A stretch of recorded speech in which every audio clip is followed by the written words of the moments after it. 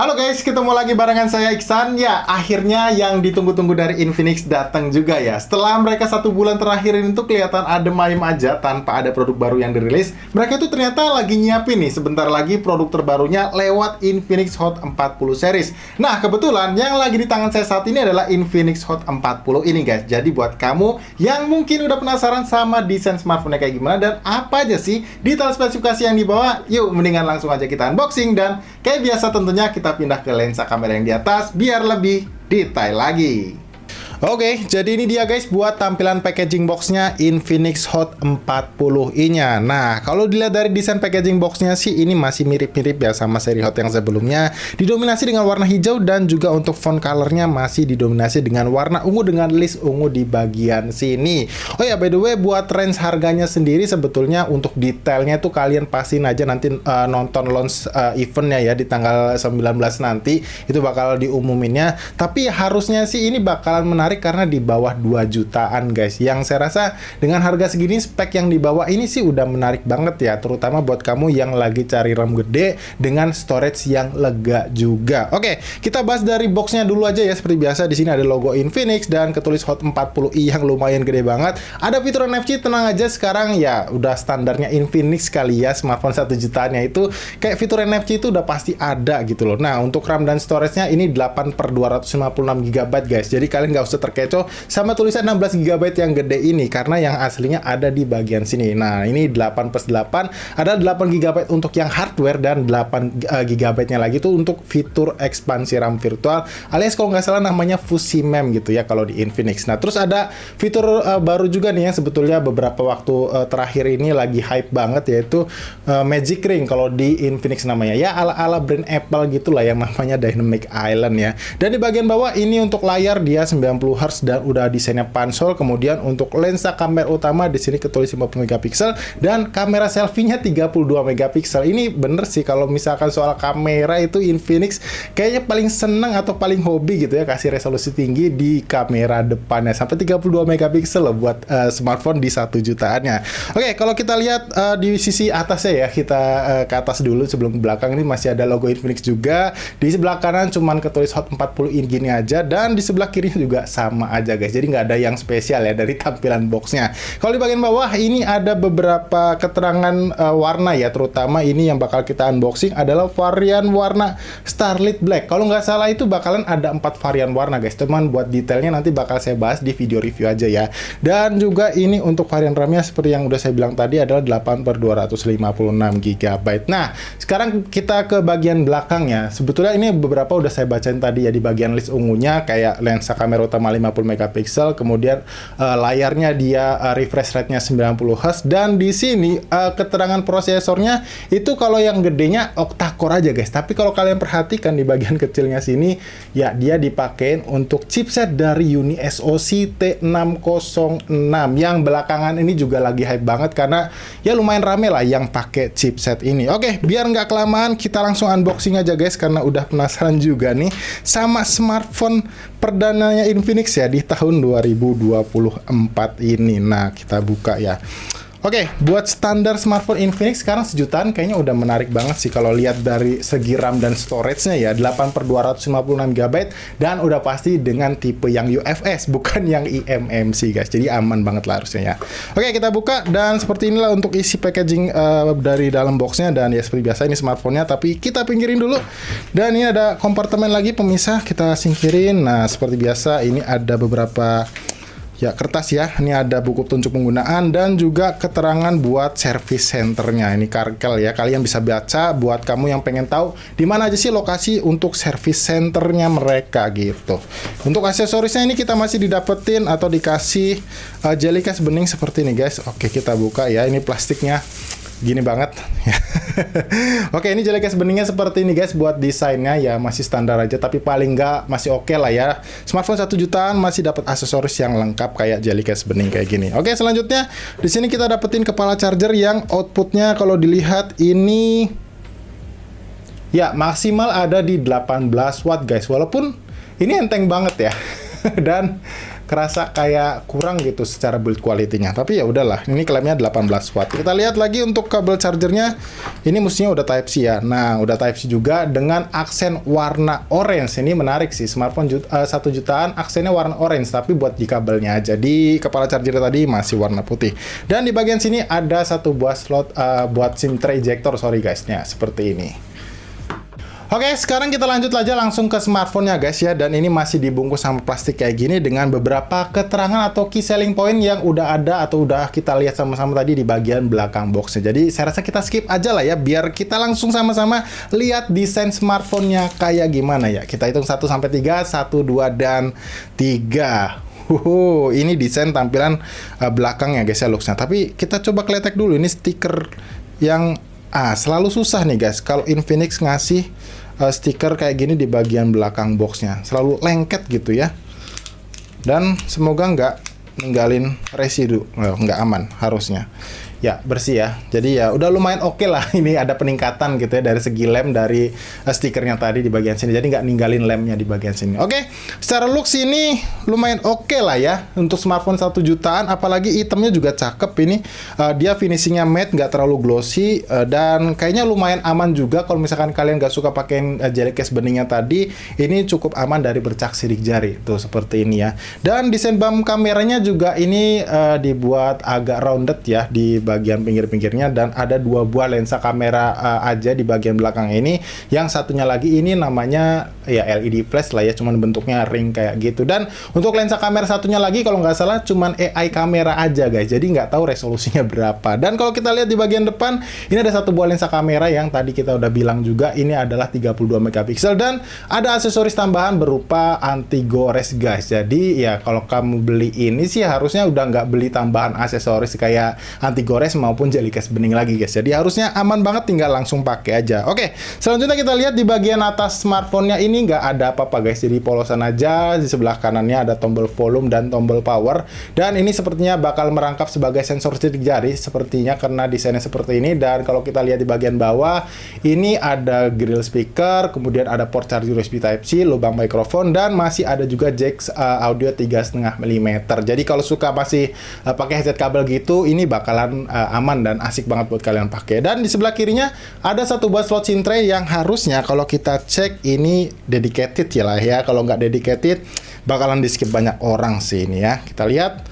Ya, ini triple slot guys, alias dedicated seperti ini. Nah, dan ada seal karetnya juga. Jadi ya cukup aman lah kalau misalkan nggak sengaja kesiram atau kecipratan air gitu di bagian sininya. Oke, kalau gitu untuk mempersingkat waktu guys, kita langsung nyalain aja smartphone-nya ya. Dan seperti biasa, saya bakal coba install beberapa aplikasi dan juga ya sambil setting-setting dulu lah buat nanti kita bahas untuk isi di dalamnya. Jadi pastiin kalian nggak kemana-mana guys. Yuk.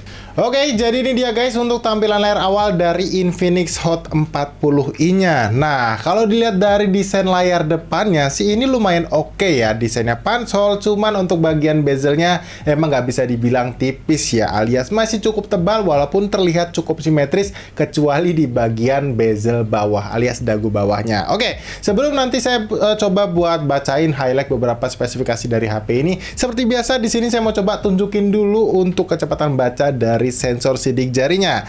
Nah, seperti ini guys. Menurut kalian gimana? Apakah cukup instan atau biasa aja? Tapi kalau jujur nih buat saya sih ini udah lumayan oke sih, dan berguna banget pastinya buat kalian pakai untuk keamanan sensor sidik jarinya. Dan gak lupa ada sensor face unlock-nya yang buat kecepatan bacanya kayak gini guys. Kalian bisa lihat. Nah, cukup akurat ya walaupun ada delay-nya sedikit. Nah, tapi ya wajar sih karena ini depan saya ada tiang guys, tiang tripod ya buat record ini. Dan ya ini juga berguna banget buat kalian pakai misal kondisi tangan kalian atau jari kalian itu kebetulan lagi berminyak atau lagi habis kehujanan gitu, jadi basah yang biasanya tuh agak miss-miss gitu ya buat ngetap di bagian sensor sidik jarinya. Jadi ya pastiin kalian pakai juga deh buat fitur face unlock-nya karena masih lumayan kepake kok buat kalian gunain atau kalian manfaatin. Nah, yang berikutnya di sini saya mau coba tunjukin dulu ya waktu pertama kali kalian kalian nyalain smartphone-nya nih sebelum kalian install beberapa aplikasi maupun update ya. Ini kalau dilihat dari memori yang terpakainya hanya sebanyak 17,49 GB aja guys, dan ini tuh belum dikurangin sama fitur ekspansi RAM virtual yang secara default kepake sebanyak 5 GB. Jadi kemungkinan sih kalau misalkan itu di offin ya mungkin hanya sekitar 13 atau ya bisa nyampe di angka 12 GB gitu ya untuk sistem yang terpakai, atau bisa dibilang ya untuk storage yang terpakai untuk memori sistemnya gitu ya. Jadi nggak terlalu banyak lah untuk penggunaan sistem di storage si Infinix Hot 40i-nya ini. Dan pasti kalian koneksikan dengan jaringan WiFi ya, karena ya secara default ini bakal ada banyak banget aplikasi yang mesti kalian update ya. Minimal ini ada sekitaran 32 aplikasi guys. Jadi ya biar kalian kuotanya nggak boncos gitu ya, pasti kalian minta tethering ya atau cari WiFi yang gratisan sih, harusnya aman lah. Oke, yang berikutnya di sini saya mau coba tunjukin soal software ya. Untuk softwarenya dia udah dipakein yang lumayan masih baru lah ya, walaupun belum Android 14, dia paling nggak udah versi yang Android 13 dengan tampilan UI-nya juga yang masih cukup baru ya, yaitu XOS versi 13.0.0. Tapi ya buat informasi soal jaminan update softwarenya, saya belum tahu guys ini bakalan dapetin jatah berapa. Cuman ya kalau mengingat dengan harga segini, kayaknya dapat update software untuk OS 1 kali sama security patch sekitar 2 tahun gitu masih oke lah ya. Tapi ya nanti bakal saya update di video reviewnya aja. Jadi pastiin kalian juga nonton ya nanti di video reviewnya. Ya kemungkinan kalau saya nggak padat-padat banget ya 2 minggu lagi dari video unboxing ini bakalan saya coba tayangin guys. Oke, selanjutnya saya coba sedikit bacain beberapa highlight dari spesifikasi HP ini yang seperti biasa kalian bisa lihat atau pantau di sebelah kiri layar kalian saat ini. Saya bakal mulai dari bagian layarnya dulu guys. Buat layar ini luasnya 6,6 inci ya guys, dan resolusinya memang agak sayang dia masih di SD Plus aja alias belum Full SD. Dan untuk proteksi layarnya jelas ini belum diketahui, dan ya kemungkinan sih nggak bakalan pakai kaca Corning Gorilla Glass Series ya. Tapi paling nggak untuk di paket pembeliannya kalian udah disertakan satu buah anti gores yang saya rasa ini bakal berguna banget buat kalian langsung gunain. Kemudian secara performa dia chipsetnya seperti yang udah saya bilang tadi menggunakan chipset dari Uni SoC yaitu Tiger T606 yang kalau dilihat ini untuk skor Antutu benchmarknya mendapatkan skor yang saya rasa lumayan cukup lah ya buat di range harga segini, yaitu sekitar 255 ribuan dengan detail spesifikasi atau skornya seperti ini. Nah, untuk skor CPU dan skor GPU-nya ya. Dan kalau saya lihat sih dari skor CPU-nya harusnya sih ini udah lumayan mentereng ya buat kalian pakai untuk penggunaan casual maupun di penggunaan gamingnya. Dan yang berikutnya untuk kamera guys, seperti yang kalian bisa lihat di bagian belakang ini tersedia 2 buah lensa kamera aja, di mana lensa kamera utama 50 megapiksel dan 1 buah lensa kameranya lagi ini adalah AI kamera yang resolusinya lagi-lagi saya belum tahu berapa. Dan di bagian depannya ini ada 1 buah lensa kamera selfie yaitu sebesar 32 megapiksel aja. Buat fitur-fiturnya ya seperti fitur NFC ini udah tersedia ya, by software juga ada fitur yang namanya ekspansi RAM virtual yang sudah terpakai secara default sebanyak 5 GB seperti ini guys. Dan ya palingan ya untuk hal yang agak kurang yang saya temuin ya adalah soal stereo speaker aja, maksudnya dia masih mono speaker aja guys. Tapi ya saya rasa di rentan harga segini masih wajar kalau kalian itu masih dapetin yang mono speaker, jadi bukan yang stereo speaker. Sama satu lagi soal layarnya, dia resolusinya belum yang Full HD Plus. Tapi ya overall sih untuk di harga segini ya masih oke lah guys buat kualitas layarnya buat kalian pakai untuk nikmatin konten-konten visual gitu. Walaupun secara kontras ya jujur ini memang agak kurang deep aja ya buat bagian warna putih dan juga warna-warna yang gelapnya gitu ya. Wajar lah kalau ini masih SD Plus aja seperti itu. Oke, yang berikutnya di sini saya mau coba tunjukin ke kalian buat aplikasi kamera bawaannya guys. Kan kalau kita lihat untuk menu-menunya ya lumayan kelihatan lengkap ya, bahkan termasuk atau bisa dibilang tergolong banyak. Ini ada yang video singkat, mode cantik, super malam bahkan ada, mode panorama ada, pemotretan AR pun ada, selang waktu ada, Ultra SD juga ada di sini, dan ada juga gerak lambat. Ya cukup lengkap lah buat fitur mode fotonya. Kalau kita lihat di mode video ini untuk perekaman videonya di lensa kamera utamanya ini ya maksimalnya cuma di 1080p 30 fps aja guys. Dan untuk lensa kamera depannya kita lihat ya masih sama 1080p 30 fps aja, jadi nggak tersedia 60 fps, apalagi yang 2K yang biasanya itu suka hadir ya di smartphone Infinix, bahkan di smartphone yang versi murahnya sekalipun. Dan yang berikutnya di sini kalau kita lihat dari bagian sensor-sensornya, ini saya tadi cek itu tergolongnya lumayan lengkap ya guys ya, walaupun ya sebetulnya kenapa saya sebut lumayan, harusnya sih lengkap ya, ya, karena kalau kita lihat cuman dua sensor suhu ini aja yang seperti biasa nggak bakalan hadir juga di smartphone flagship. Ini karena di sensor giroskopnya dia menggunakan yang software guys, jadi belum yang hardware. Yang otomatis sih ya kalau dari biasa-biasanya sih software itu pasti kalau misalnya dipakai game PUBG Mobile ya bakalan ada delay-delaynya sedikit lah. Tapi paling nggak untuk sensor orientasi dan juga sensor magnet ini udah tersedia guys. Jadi kalau kalian mau pakai tracking, pakai Google Maps atau kalian seorang ojol gitu, harusnya tingkat akurasinya bakalan lebih baik lah ya ketimbang yang nggak ada atau non sensor orientasi atau sensor magnetnya seperti itu. Ya paling nggak ya fitur kompas bakalan kepake banget lah buat kalian pakai di smartphone ini.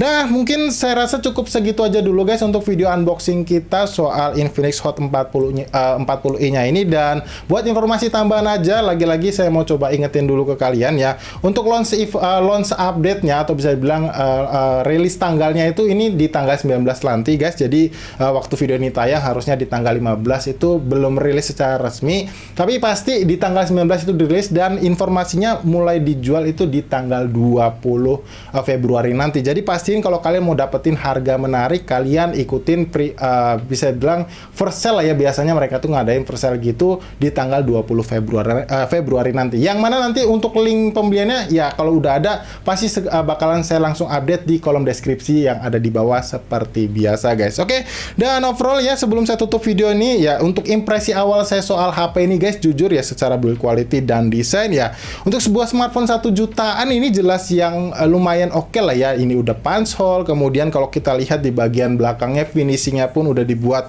yang matte bertekstur seperti ini, nggak terlalu glossy, yang aman dari bercak sidik jari ya. Walaupun mungkin di bagian framenya aja sih yang looks plastiknya ini ya masih agak kelihatan nggak spesial banget lah ibaratnya ya guys ya. Jadi ya masih lumayan kelihatan murah kayak gitu guys. Tapi ya overall secara build quality kalau digenggam kayak gini masih cukup rigid kok guys. Jadi nggak kerasa kayak ringkih kayak gitulah, aman lah. Nah coba ya saya pasangin dulu untuk jeli case beningnya, kali aja kalian penasaran kalau dipasangin soft case bening itu bakalan kayak gimana.